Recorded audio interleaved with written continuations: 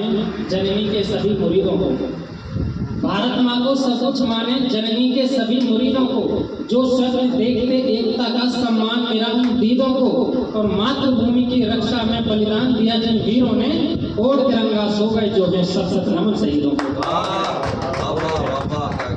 सत सत नमन शहीदों को। और मैं चार पंक्तियां भाईचारे रखता हूँ, जैसे सर भाई ने कहा है कि ऐसे हिंदू में से मुसलमान, और हमसे पूरा हिंदुस्तान में चार पंक्तियां आप सभी को रखता हूँ कि बुलाने पर हमारे आज जो इस शाम आए हैं, बुलाने पर हमारे आज जो इस शाम आए हैं, मोहब्बत है सभी की छोड़कर जो काम आए हैं, नहीं है नफरतों का दौर ये देखा यहाँ आकर, नहीं है नफरतों का दौर ये देखा यहाँ आकर, सजी महफिल खुदा की और सुनने राम आए। अब मैं कुछ पंक्तियां एक कविता की रखता हूँ कि जब आज़ादी की लिखी कहानी खून की कलम चलाई,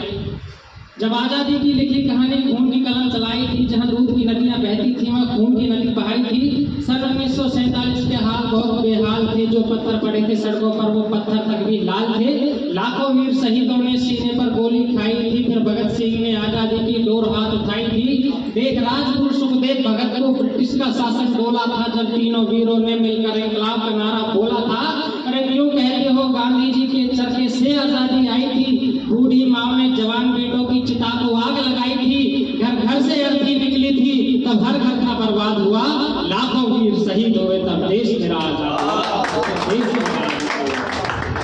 मैं ज्यादातर उसका कवि हूँ, तो मैं कुछ पंक्तियां आपको राजस्थान की भूमि से जोड़ता हूँ। नमन पंक्तियां आप सभी के समझ सकता हूँ, सुने की मैं नमन करूँ इस वसुधा को और वीर प्रसूता माँ को,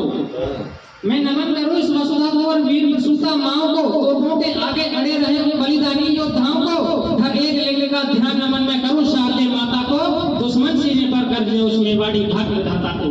उस राजस्थानी मिट्टी की क्या अमर कहानी कह दूं मैं, हंसते हंसते बलिदान दिया वो नई जवानी कह दूं मैं, या कह दूं कैसे, या कह दूं कैसे माँ पन्ना ने बेटे की बलि चढ़ाई थी, या कैसे गोरा बादल ने खिलजी को धूल चटाई थी, या लिखूं पद्मिनी ने कैसे जौहर में चिता जलाई थी, आहुति देकर प्राणों की मेवाड़ी याद बचाई थी। सब बलिदानों का आदर, सब बलिदानों का आदर, और करूं नमन बनास के पानी को, मेवाड़ धरा की जगदम्बा है सत सत नमन भवानी को,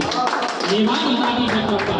है सत सत नमन भवानी को। मैं दो पद रखता हूँ, कारण के प्रसंग से कविता बहुत लंबी होती है, मैं दो प्रसंग रखता हूँ।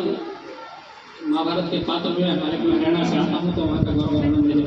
औचित्य बनता दायित्व बनता है। मैं दो ग्रंथ से पढ़ता हूँ, कर्ण के वारिस से आप सभी परिचित है, कौन है कर्ण